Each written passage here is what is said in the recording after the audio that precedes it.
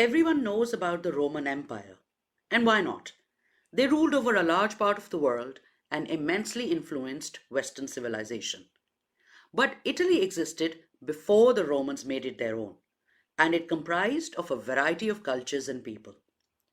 One of these were the Etruscans, a culture that flourished in Italy between the ninth and the 3rd century BCE and formed the most powerful nation in pre Roman Italy. They deeply influenced the Romans, and their influence on present day Western cultures is also now being recognized. The toga, forever the symbol of Roman men, was an Etruscan invention. Much of the Etruscan culture and history was either destroyed by or assimilated within the Romans, who eventually conquered them. Surviving archaeological evidence, such as tombs, wall paintings, and statues, and the fact that the Romans adopted many of their practices, even their architecture, point to the influence on and contribution to the Mediterranean region of this, Italy's first great civilization. The Etruscan civilization, at its greatest extent, covered a territory encompassing what is now Tuscany, western Umbria, and northern Lazio, as well as parts of Po Valley, Lombardy, and Campania. Their land, Etruria, lay in central Italy, with the Tyrrhenian Sea on the west and the Arno River on the north. The Tiber River formed the eastern and southern boundaries. The Greeks called them Tersinioi or Terenioi, and the Latins referred to them as Tusci or Etrusci. 20th BC Greek historian Dionysius of Halicarnassus suggested that the Etruscans called themselves Rasenna. Globally, the Iron Age began anywhere between 1200 to 600 BCE, depending on the region and continent. In Italy, it began in 1100 BCE with what is known as the Proto-Villanovan culture. In actuality, this was the start of Etruscan civilization. The earliest evidence we have of Etruscan culture is from 900 BCE, from central Italy, the start of what is now known as Villanovan proper. As Villanovans, the people exploited natural resources, including wood from forests and metal ores such as iron and copper. The region formed into villages, and by 750 BCE, when it had developed into full Etruscan, major cities were established. The Etruscans started to establish themselves as the most successful population group in the Mediterranean. The independent city states were associated with each other through a common culture, language, and religion. All the cities evolved independently, and there are significant differences in progress in manufacturing, art, architecture, and government systems. During the period between 600 to 500 BCE, an alliance of 12 city states was formed, known as the Etruscan League. People mined copper and iron, and the copious supply of forest wood in the region enabled them to build ships. The Etruscans became famous for their maritime activity, dominating the seas in the western coast of Italy and becoming infamous as pirates. Their main occupation, however, was agriculture. They were also connected to other Mediterranean city states through trade in pottery, metals, agricultural products, and mineral resources. Most of what we know of the Etruscans is from Greek, Roman, Egyptian, and Middle Eastern sources. No Etruscan literary works have survived. They traded with and were influenced by Greece and the Middle East, as has been inferred from objects imported into Etruria and from the Greek influence on Etruscan artifacts. Their language does not survive in literary works. It had ceased to be spoken by the time of the Roman Empire, although it was still studied by priests and scholars. It was also used for religious purposes till at least 410 CE, when Etruscan priests were brought into Rome to conjure lightning against the invasion of Alaric, chief of the Visigoths. It did not work. Over 10,000 Etruscan inscriptions have been discovered to date, most of which are funerary or dedicatory inscriptions found on ash urns and in tombs.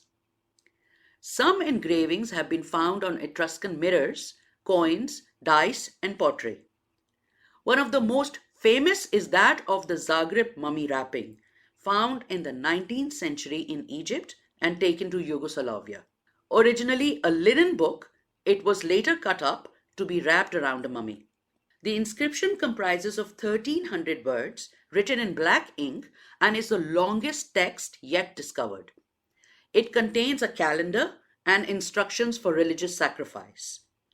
The best example of deciphering the Etruscan language is the inscription on gold plaques from the ancient sanctuary of Pyrgi. These are in Etruscan and Phoenician, helping to decipher the language. Also, the plaques provide historical information recording the dedication in the 5th century BCE of a sacred place in the sanctuary to the Phoenician goddess Astarte by an Etruscan king. There has been a myth that the Etruscan language has not been deciphered, and this is not true. Their alphabet derives from the Greek alphabet, and the Latin alphabet ultimately borrowed from it. The problem arises not because the language has not been deciphered, but because it is difficult to understand its meaning and grammar. It is not an Indo-European language, and so no other language is closely related to it.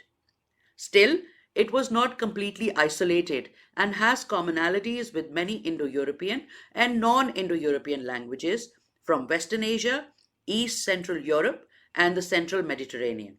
Its different structure means it can just not be classified as any of the currently known language categories.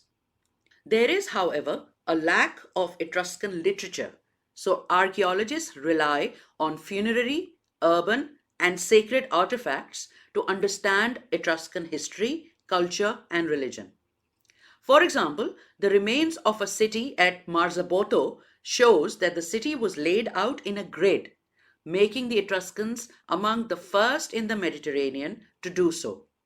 Eventually, the Romans adopted this method, calling it Ritus Etruscus, and it exists in many present-day cities in Europe.